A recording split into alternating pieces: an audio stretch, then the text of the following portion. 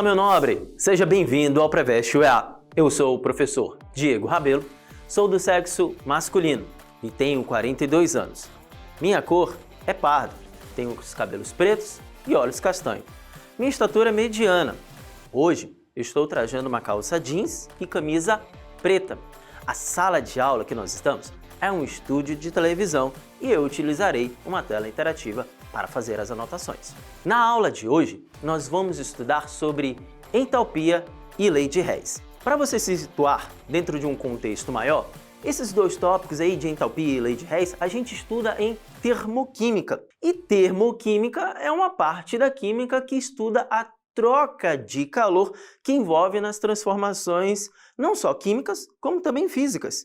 Então, veja o seguinte, na química, onde a gente estuda essas trocas de calor, existe uma grandeza que quantifica essa energia, seja ela liberada ou absorvida. E essa grandeza é chamada de entalpia. A entalpia ela é representada pela letra H. Numa transformação, seja ela física ou química, em que está ocorrendo a troca energética, a grandeza que vai quantificar isso é justamente entalpia, aí abreviada, representada pela letra H. Quando essa troca energética ela ocorre liberando calor, a gente tem o que nós chamamos de exotérmica.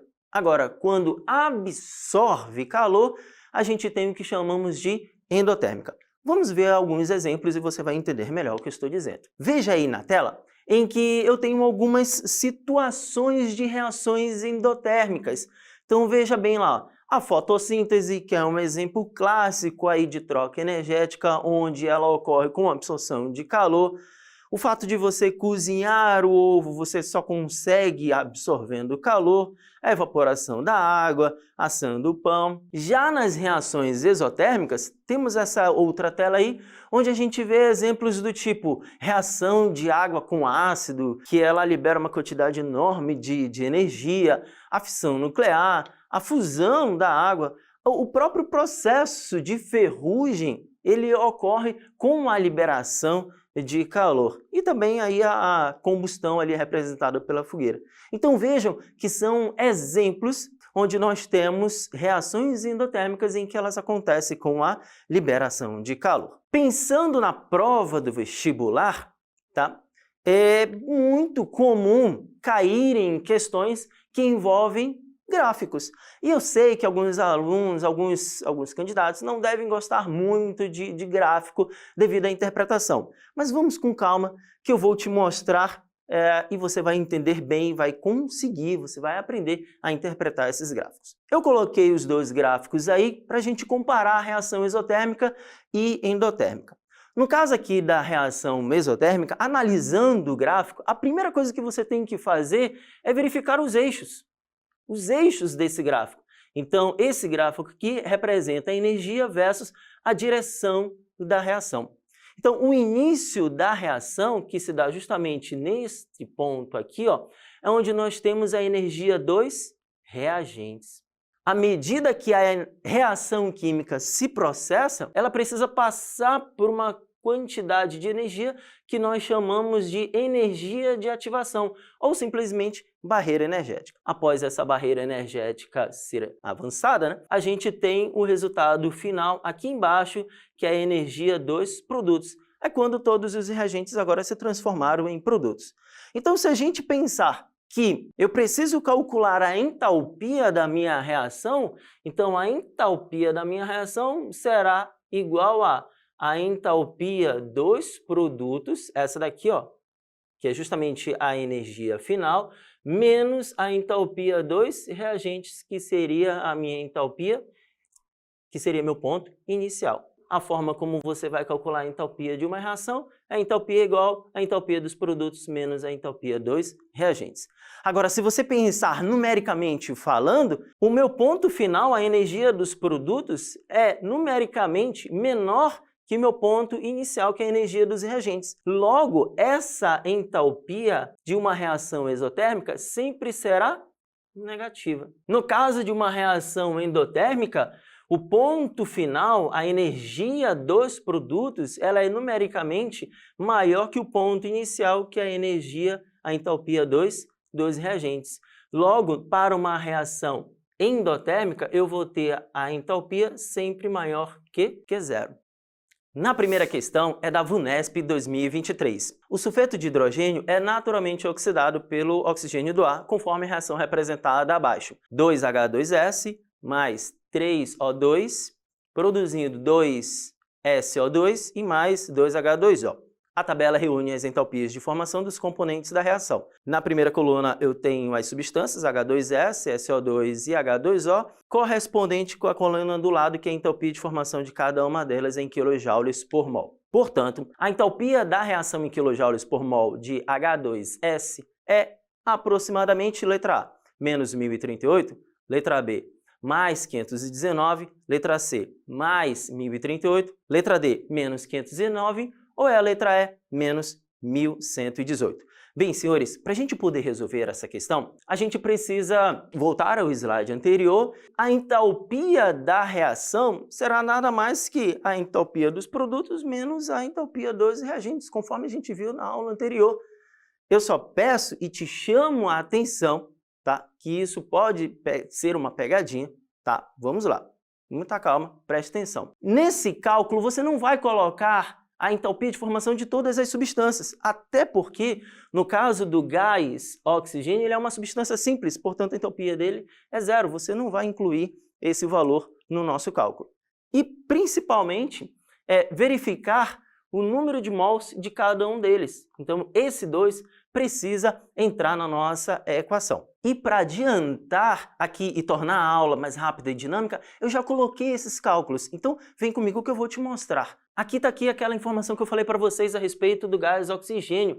É uma substância simples, então a sua entalpia é zero, logo não vai entrar. Então, vamos lá. Variação da entalpia da reação, a gente vai somar todas as entalpias do produto e subtrair pelo somatório das entalpias de todos os reagentes. Dos menos 297, que era do SO2, multiplicado por 2, que eu falei para vocês, que é o número de mols, menos 242, que é a entalpia da água, multiplicado por 2, por favor, não vai esquecer do número de mols na reação, e aí tu subtrai justamente pelo valor da entalpia de formação do nosso reagente do H2S. O final disso aqui é uma variação de entalpia de menos 1038. Eu disse, ei, mas calma aí, não vai marcar a letra A que está lá dizendo menos 1038, até porque o cálculo foi baseado em 2 mols de H2S, 2 mols.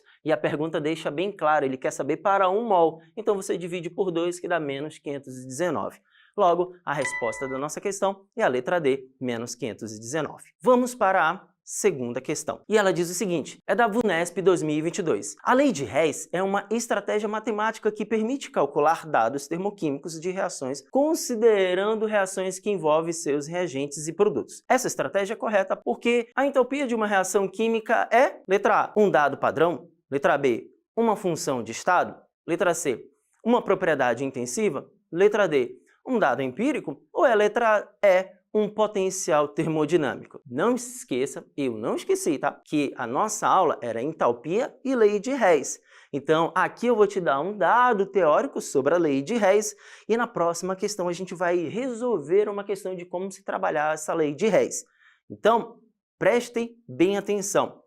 Lei de Hess, senhores, que está dentro ali do conteúdo de termoquímica, é uma função de estado. E essa função de estado nada mais é do que uma grandeza física cujo valor depende apenas do estado atual do sistema. Não depende do caminho ou processo que é utilizado até chegar a esse estado. Então, é importante que você conheça o estado inicial e final de um sistema. E aí você vai poder calcular a variação de entalpia independentemente do processo utilizado. Então, sabendo disso, a resposta da nossa questão é a letra B, uma função de estado. Agora, em relação à lei de Hess, vamos ver uma questão de como ela geralmente cai na prova do vestibular e como é que a gente calcula isso daí.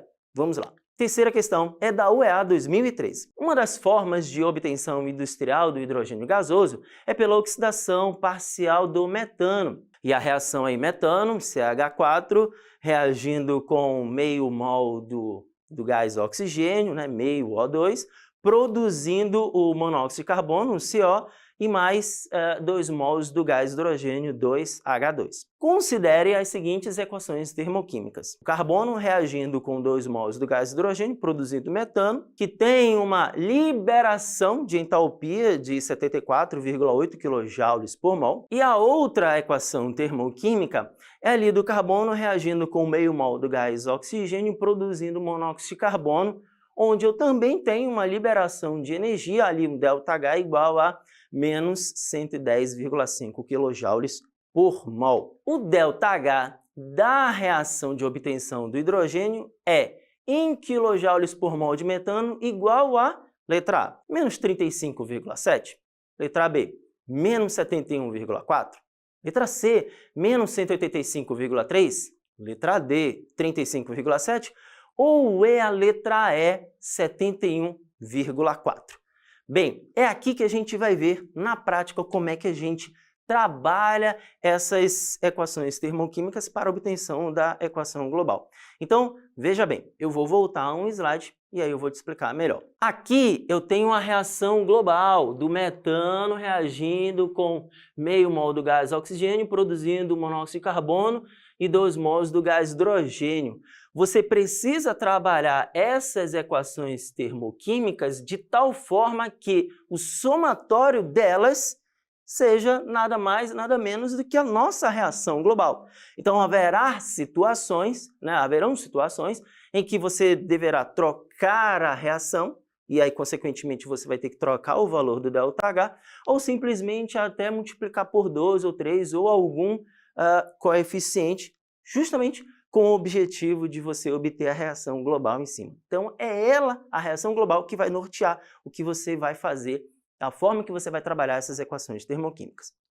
Baseado nisso, eu já adiantei o serviço e já deixei uma cartela pronta ali para a gente poder resolver essa questão. Aqui, senhores, é a nossa reação global. Lembra que eu falei para vocês que é ela que vai nortear? Então, o que eu fiz? Eu tive que inverter a primeira equação.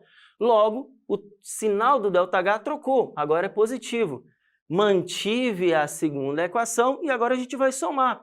Então, ao somar, eu corto carbono, carbono, e aí sobra metano, metano, gás oxigênio, monóxido, monóxido e os 2 hidrogênios. Agora basta você somar os valores de ΔH. E o somatório desses 2 valores vai dar a entalpia da reação global, que é justamente a letra A, menos 35,7.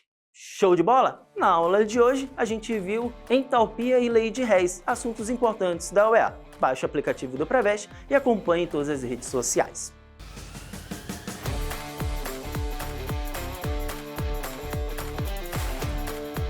E aí, pessoal? Estão gostando do conteúdo do Preveste? Então, eu estou aqui para dar um recadinho para vocês.